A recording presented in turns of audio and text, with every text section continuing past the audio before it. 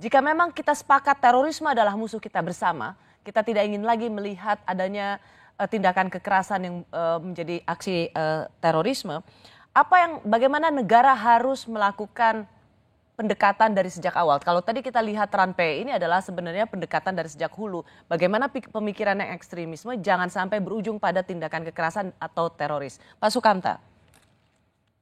Ya, kita semua sepakat soal pemberantasan terorisme ini. Cuman ketika melibatkan masyarakat luas, yang mana masyarakat ini didorong untuk melaporkan kepada polisi, itu perlu ada batasan-batasan yang jelas dan terukur, Mbak Rosi, supaya justru ini tidak berpotensi membuat masyarakat kita itu terpecah.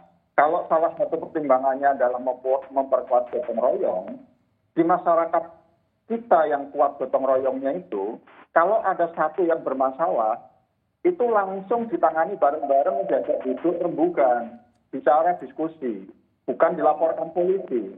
Nah, saya khawatir banget kalau ini tidak jelas parameternya, tidak jelas tolak ukurnya, ini justru akan membelah masyarakat Indonesia. Dikit-dikit lapor, yang nggak setuju lapor gitu.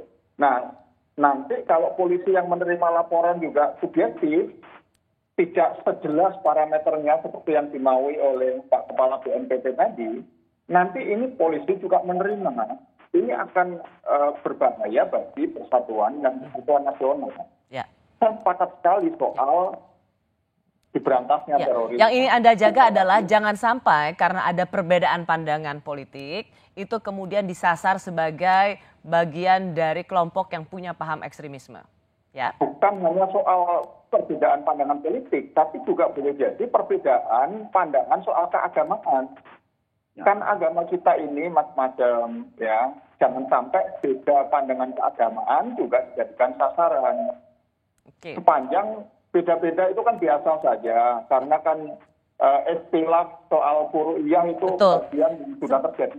Memang yang justru ingin dideteksi adalah jangan sampai, yang ingin sebenarnya dijaga adalah jangan sampai memandang perbedaan itu dan penyelesaiannya adalah kekerasan. Itu tadi kan yang disinggung oleh Bung Iksan juga, perbedaan melihat Ahmadiyah, tapi kemudian penyelesaiannya adalah kekerasan. Betul. Ya, oke, Bung Zaman, saya ingin dengar juga pandangan Anda. Ya, tentu kita mengapresiasi apa yang dilakukan oleh pemerintah, oleh Presiden tentang peraturan Presiden ini soal rencana aksi nasional penanganan ekstremisme ya.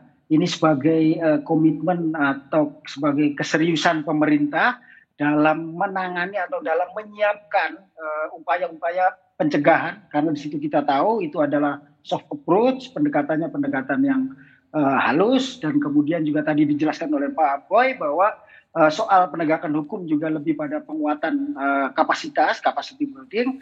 Jadi ini tentu kita apresiasi. Soal ada sedikit kekurangan, tentu perlu kita beri masukan, ya betul dalam aturan ini. Tetapi bahwa kita mengapresiasi apa yang dilakukan oleh pemerintah sebagai upaya memberikan jaminan ketenangan dan keharmonisan di tengah-tengah masyarakat, di tengah-tengah bangsa ini, tentu kita harus apresiasi. Dan kami sebagai organisasi masyarakat sipil tentu sangat berterima kasih dengan apa yang sudah dilakukan pemerintah saat ini.